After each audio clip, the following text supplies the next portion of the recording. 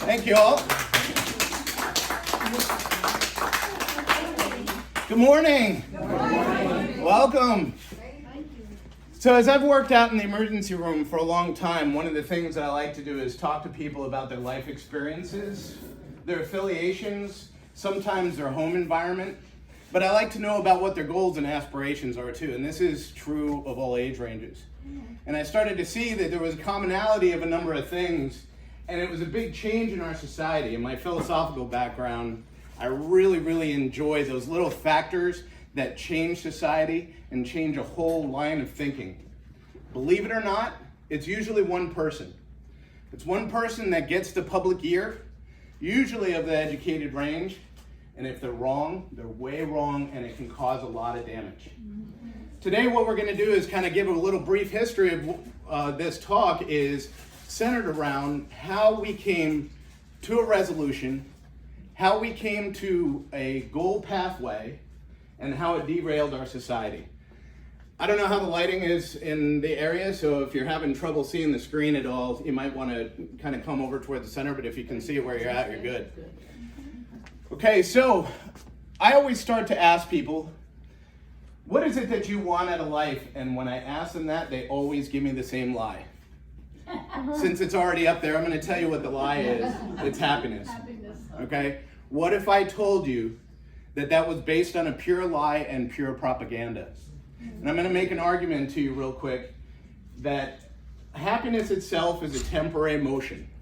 Very similar to anger, very similar to jealousy. These are all temporary things that will come, they'll go, they'll ebb, they'll flow. Sometimes they're stronger and sometimes not as strong. What we look for, though, in trying to gain happiness is our ultimate life goal is trying to gain happiness every single minute of every single day. And not only is that delusional, it's pathologic, and it causes a problem. And I can tell you that what people really need and what they really want out of life is security and affirmation. If you can build your security to know that everything is going to be okay, and if you can build your affirmation to know that you're a good person in the process, I promise you, happiness comes as a byproduct. It will not come as a direct goal. So now to the history part. Back in time, and throughout all of history, if you had mental illness, it was kind of a foregone conclusion that you were scourged by God. You had sinned for some reason, and because of that sin, your punishment was this mental illness that you had, whether it was considered a possession, whether it was considered an outcasting of society. If people had depression, if people had all those kind of things, would be skirted out of society and excluded. Because it was considered a scourge from God, you were also punished. And so they would have pestilence houses that were initially used to treat the sick and keep them away, but also used to house the criminals and the mentally ill. And in the United States especially, we would have the Eastern State Penitentiary, okay, where this was built into Philadelphia in 1820. And when people had these houses that were done for the criminals, they actually lowered the door frames and they would have archways that would go through it, and the only way you were allowed to go through was on your knees. The idea, as a penitentiary states, is that you were penitent.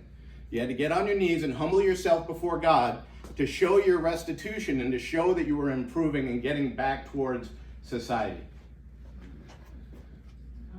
Afterwards, they realized we don't need to treat people this way, and we should have safe houses for mentally ill. These safe houses were called asylums, usually set up by churches, very well-meaning to take people aside. The problem is, how do you treat the mentally ill? If it's not a sin, is it a medical condition? Is it a psychological condition? Are those two the same, or are they different? They would do experimentations and they would do heavy medications. Okay, then it would lead towards clandestine areas where people were put into a comatose or catatonic state. Okay, and then would finally get underfunded do me a favor, put that down, okay? They would eventually get underfunded, and then they would go in to complete this repair.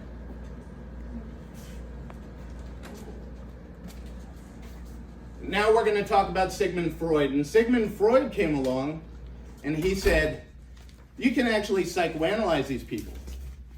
And if you psychoanalyze them, you can actually develop a way to repair people without using necessarily heavy medications, okay? But you can actually fix a lot of the problems that they have. But at the time, there was potions, there was tinctures, and they wanted the cure-all, they wanted the catch-all, and they finally found it. Back in Germany, at the time, they had a couple of different ways that they went with this.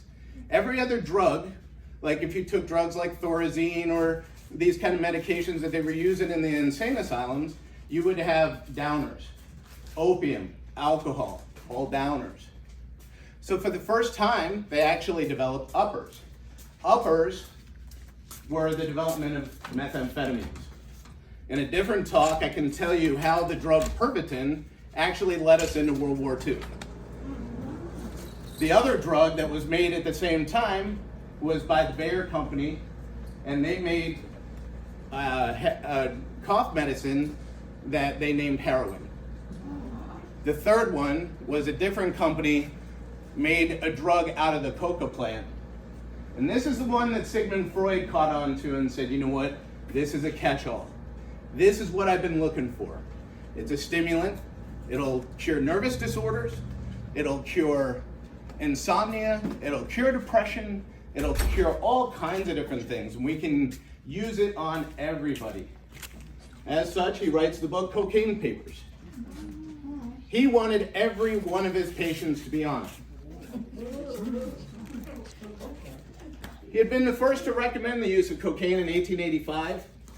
This recommendation brought serious reproaches down on me because he actually died with a very significant cocaine addiction with massive, massive withdrawals that happened as a result of it. This was picked up thereafter by John Pemberton. John Pemberton is a pharmacist. He's an American who said, you know, I can actually take this and develop from the coca plant a new recipe, and I can mix it with Damanian. I can mix it with some spices, some herbs. Alcohol is important. And I can mix it both with high proof alcohol and wine. Mix that together with a cola nut.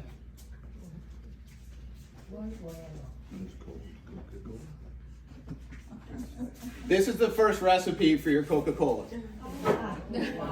Okay, and it was used for all nervous disorders.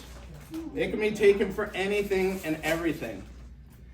Afterwards, Asa Chamberlain took over and actually started mass marketing and started mass producing. Temperance came in, and a lot of the religious groups sat there and said, hey, we don't need the alcohol, we shouldn't have the cocaine, all that needs to go away. But it was creating a euphoric effect for everybody, so how do you replace that euphoric effect without using those things? High dose sugar and high dose caffeine. And it still provides that stimulant, that upper effect.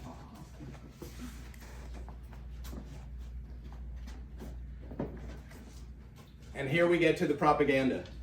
125 years of sharing happiness is their main group right now.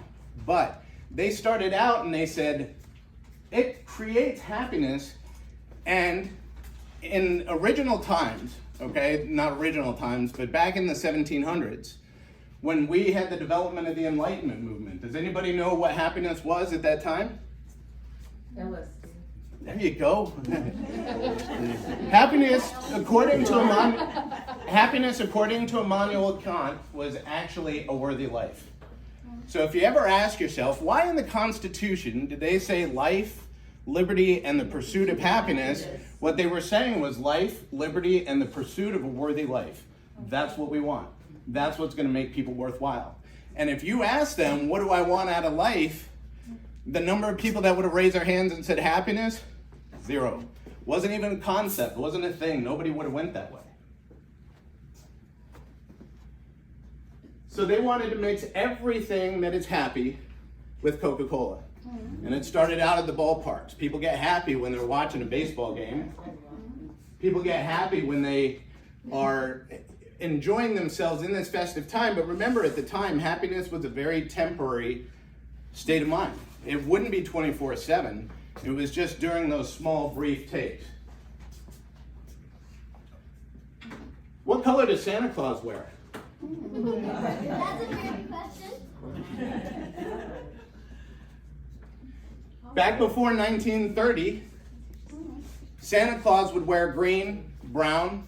Sometimes if you were talking to the Nordic culture, it would be blue. Okay? Once in a while, he would wear red. Okay? But very, very infrequently. These were generally the depictions of Father Christmas or Santa Claus.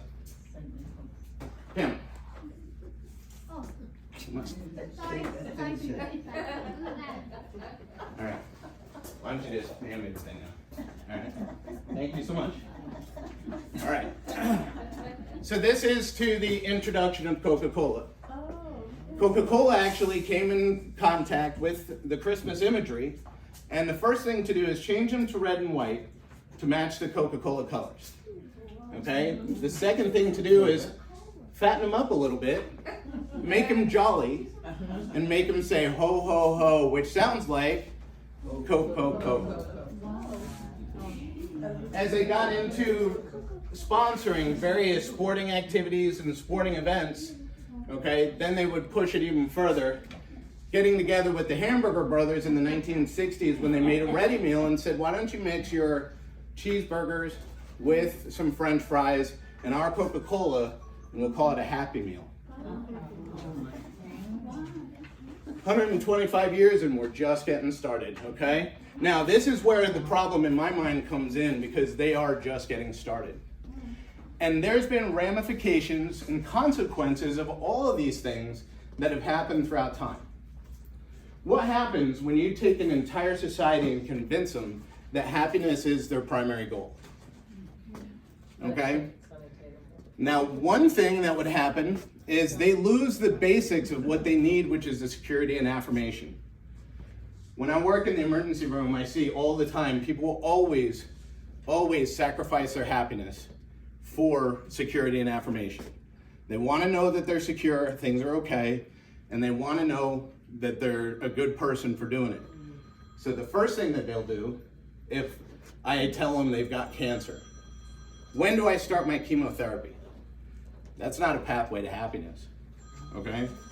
And if I ask people too, if your main goal is happiness, why would you get into a random political fight with complete strangers on the internet? That is not a pathway to happiness. And we'll get back to that in a minute. But the first thing is that, again, keeping up with this happiness as a main and primary goal is unattainable in a 24/7 situation. It's actually delusional. So how is it that we obtain that happiness at any time? Well, one is the quick fixes. Anybody notice that after the 1950s, 1960s, there was an absolute explosion of drug epidemics? Number one, cocaine, right? Number two, amphetamines. Now we're settling on to fentanyl.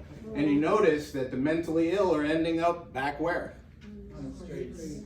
And in the prisons where they started out. Obviously, you're scourged by God, so you need to be punished the same way. And we get a full cycle of thinking. The secondary thing is, if you're not obtaining it from there, you might be obtaining it from the emergency departments or the medical establishment as a whole. We have come to this idea that anything that is uncomfortable should be banished from our system. Now, pain and anxiety started to be treated like a disease. We needed to get rid of them. Okay? But pain and anxiety are both messengers. And it's something to pay attention to. To sit there and say I'm in pain means something has changed. Anything that changes in your system will cause an ounce of pain of one way or another. Chronic pain means that something has changed structurally to the point that your body is in constant alarm mode. The secondary thing is anxiety. Anxiety means something is about to change. You have a sense, an apprehension that there's going to be some change or some movement within your body or within your physiology that needs to be addressed. And I can also tell you, for the need of security and affirmation, this is why religion, the Bible's and the Gospels, and actually Christ's message itself is the most important. Why? God is always there for you. That's security. And he loves you. That's affirmation. Right? But those things need to be built up inside of you where you have a sense of security, and that affirmation needs to match what your perception is of your achievement. So the way to do that, first and foremost, is achieve, right? Get out and keep moving, keep building, and keep achieving, and your own affirmation will start to build quite a bit, okay? You notice that the participation trophies didn't work out at all. People wanted to give affirmation for just showing up, and that didn't incite people to actually move more, achieve more, or do better. Just gave them another piece of plastic to throw in the closet and be done with it. So that affirmation has to match what you feel, right? So if I come up and say, you're the most beautiful woman in the world, and would you believe that as an affirmation? And say, I'm not the most beautiful, not top 5, obviously, you know. But that affirmation has to match with exactly where you are at any given time. When people have started to go over towards this, just pushing towards happiness, notice how things changed, right? So a couple more examples. Somebody goes off to war. Why do they do that? Right? It's not happiness. There's nothing happy involved with that. But security, I want to provide security for my country. Affirmation, I'm going to build up in rank. I'm going to receive a medal or an honor of some sort for what I have achieved and what I have done. Secondary thing, people would go to school. And initially, they would go to school with a degree that meant a marketable skill that they could then use for the rest of their life and provide job security. However, and in the same time, they would try to make Dean's List or honor roll. They would try to affirm their name with a prestigious institution. Look, I went to Harvard. Look, I went to Yale. That way they can provide themselves with that same affirmation that they went to a prestigious school.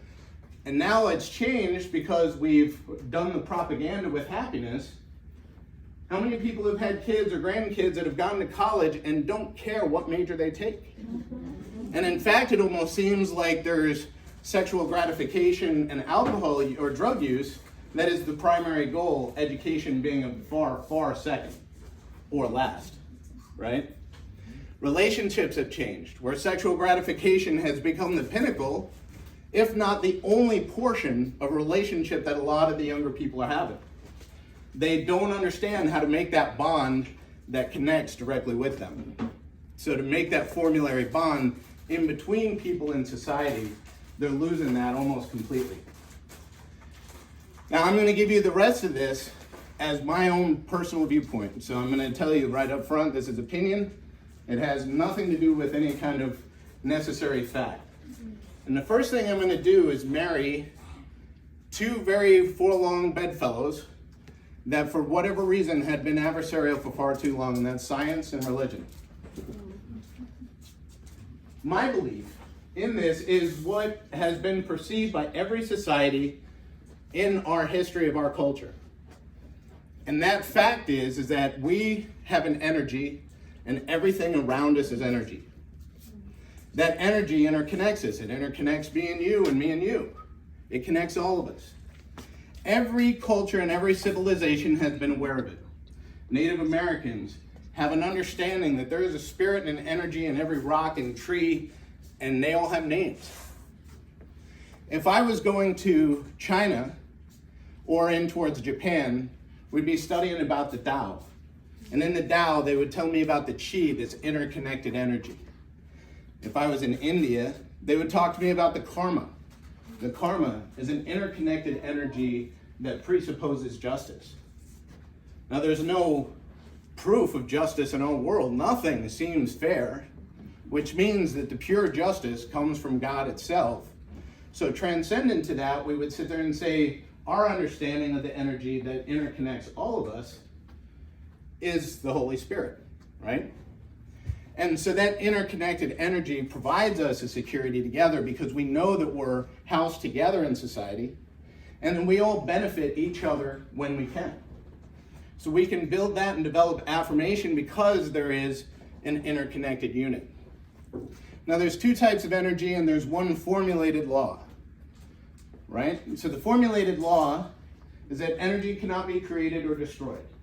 It can only be changed. And there's two types of energy.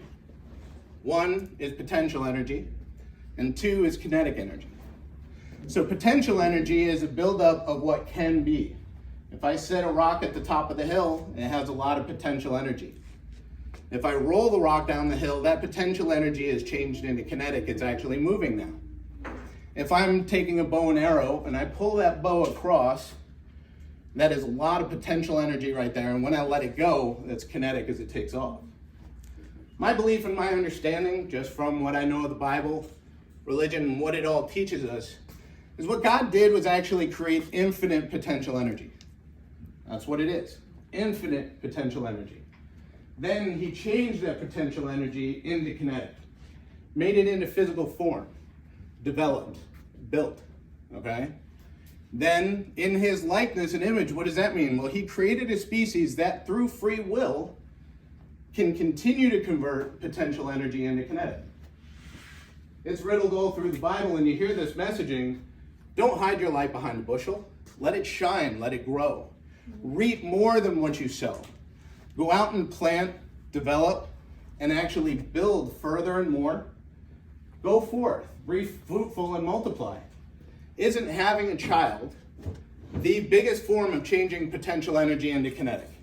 That's a life form that was just potential that has now become kinetic. So I'm going to wrap it together in one quick statement. If you want to judge for yourself, are my decisions good? Are my decisions not so good? One, don't worry about whether they bring you happiness or not, okay? Because if as a fundamental determination it's bringing you happiness, I guarantee you it's bringing the opposite to a lot of the people around you.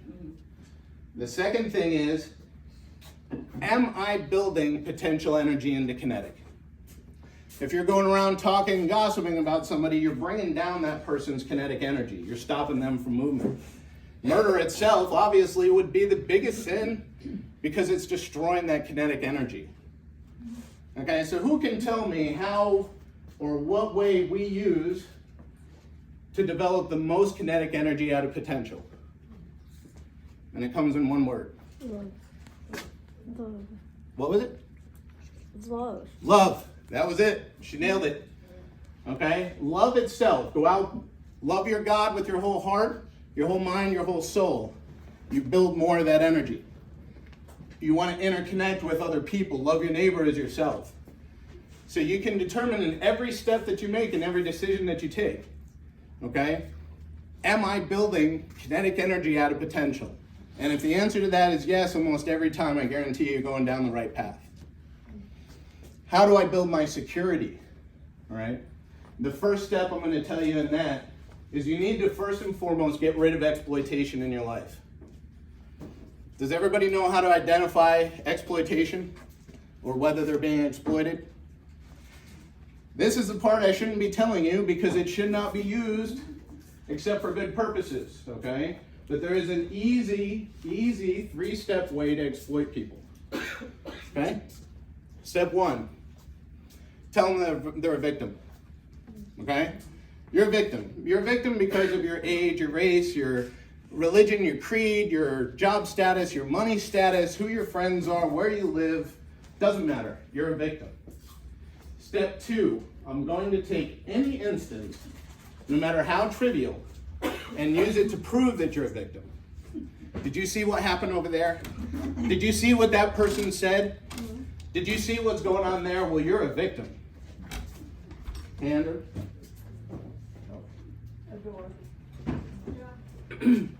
That means that you're a victim. Step 3.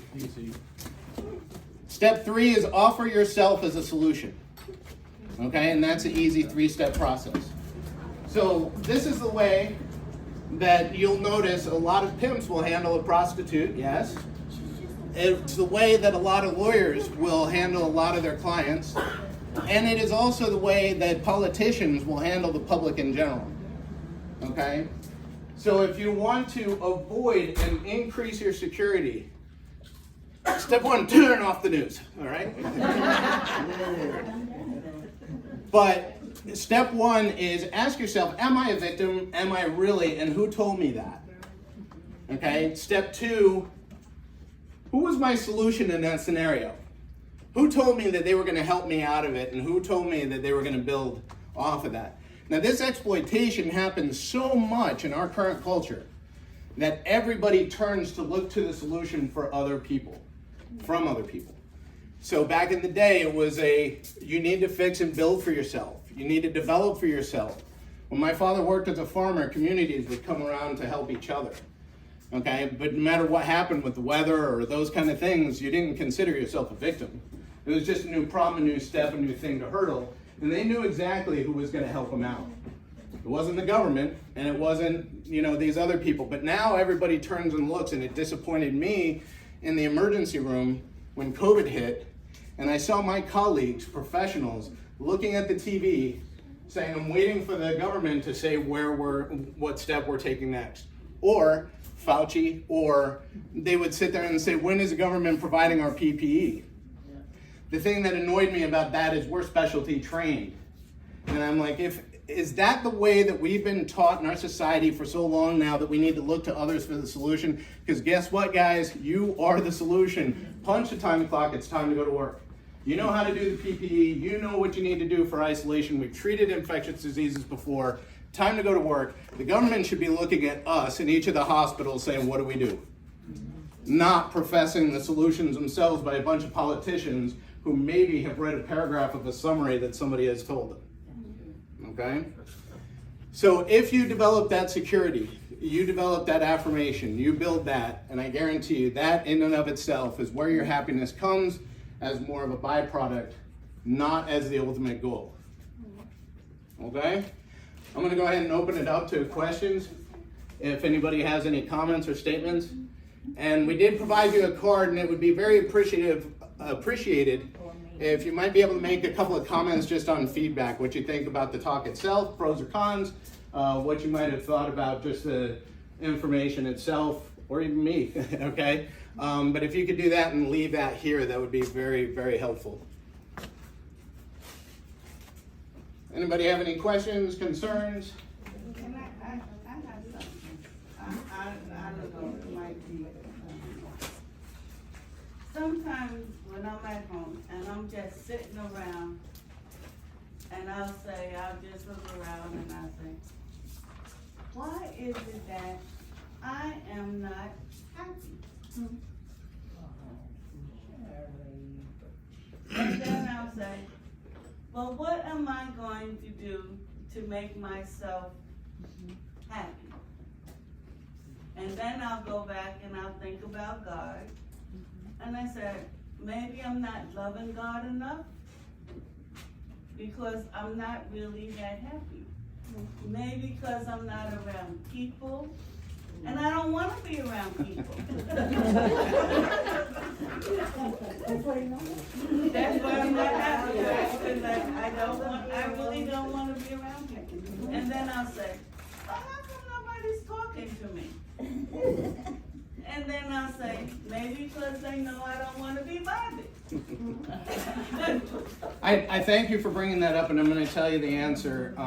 And one of the things, and I hope, if nothing else, you garner from today is you're looking for the wrong objective. Okay, so if you're looking for happiness as a goal itself, it's going to be very hard to attain, especially on a minute-to-minute, 24-hour schedule.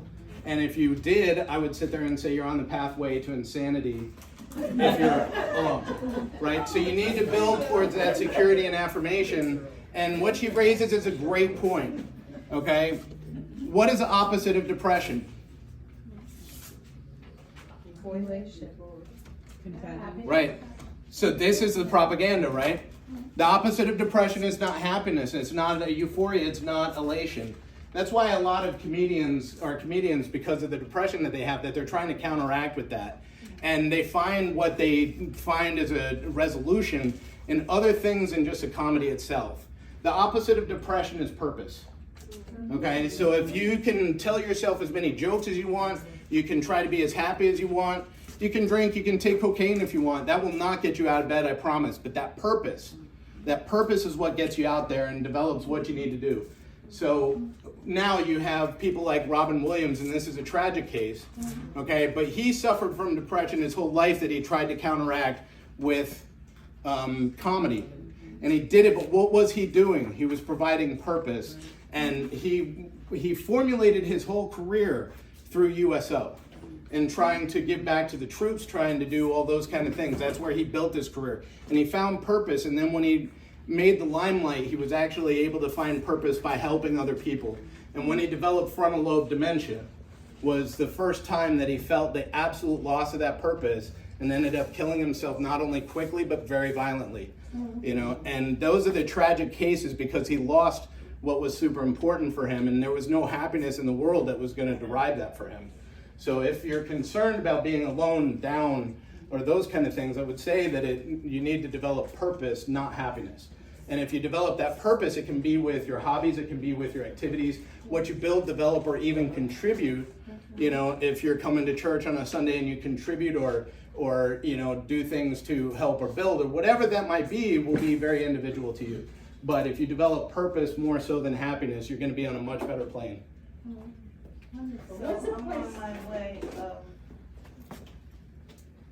committing. No. You're gonna have to keep an eye on her. We're worried. Don't you let me go. Don't let me go. Okay. All right. You and I are going to have an offline talk afterwards.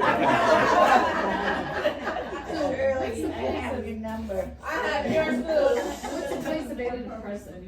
Or is that just another marketing tool, or is there a purpose for that? So in utilizing serotonin and dopamine, a lot of things will, you know, be put into place to try to alleviate those downswings, okay? And so a lot of times in life, things like depression, pain, anxiety have been treated like a disease. And they want to convince you that you're broken because the purpose at a medical society, and this was done with altruism, it wasn't done to try to manipulate people or those kind of things, but they understood that these things were uncomfortable. And the idea was if we have the power to remove discomfort, why don't we, right? And they would treat pain, anxiety as a disease. A disease is a broken part of the system that is malfunctioning, but I promise you that people with anxiety, people with pain, even people with depression, if I put 100 people in your exact same scenario, right, then they're going to end up with very similar results. And that's been proven over and over again through a lot of different studies. And the fact that you sit there and go, well, ADHD and all these things are on the rise. Well, yeah, because our society is going on a trajectory in a certain way. And if there's one thing I can contribute before I leave this planet is to reverse that, where people aren't seeking out happiness so much as their security and affirmation, you would find that a lot of those things aren't necessary. And the problem with the antidepressants and those kind of things is while they alleviate out the lows, they also alleviate out the highs.